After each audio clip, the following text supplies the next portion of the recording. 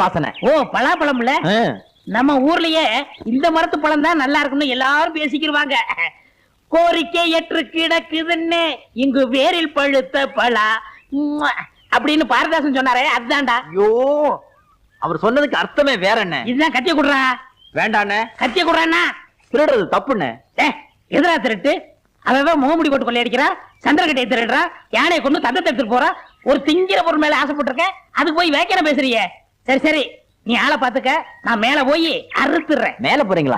பழம் இங்கதானே இருக்கு, எதுக்கு மேல போனோம்? போடா பைத்தியக்காரா, கீழ இருந்து அறுத்துட்டுனா என்ன போல வீரனுக்கு அழகு இல்லடா. மாங்காயும் பலாப்பழமும் எப்பவுமே திருடி தின்னாதான் ருசியா இருக்கும். அண்ணே என்ன இந்த பழம் காவட்டா இருக்கே?